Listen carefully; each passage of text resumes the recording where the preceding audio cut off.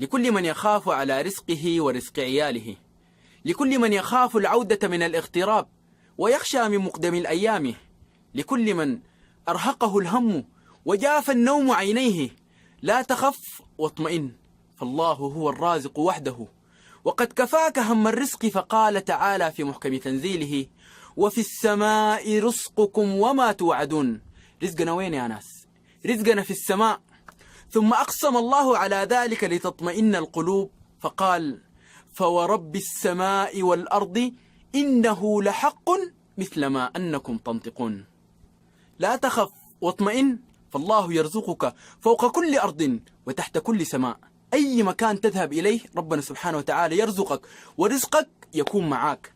قال سبحانه وتعالى في محكم تنزيله: وما من دابة في الأرض إلا على الله رزقها ويعلم مستقرها ومستودعها كل في كتاب مبين.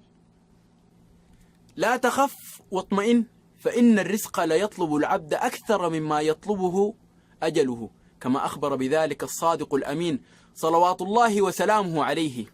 يعني رزقك يطلبك أكثر مما بيطلبك يومك، يوم موتك. ولا تموت حتى تستكمل كامل رزقك الذي كتبه الله لك. لا تخف وتوكل على الكريم وأحسن الظن به.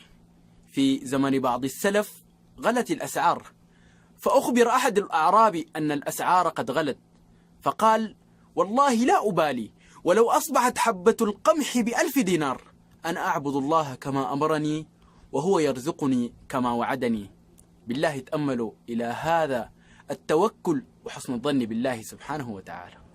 أحبتي، هي الأيام والغير، وأمر الله ينتظر. أتيأس أن ترى فرجا؟ فأين الله والقدر؟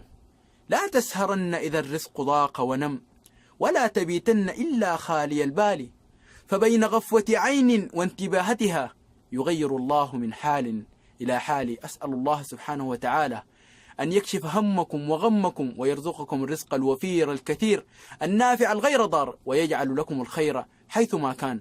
أسأل الله سبحانه وتعالى أن يسخر لكم البلاد والعباد وجنود الأرض وملائكة السماء. أسأل الله سبحانه وتعالى أن يبارك لمن نشر هذا المقطع.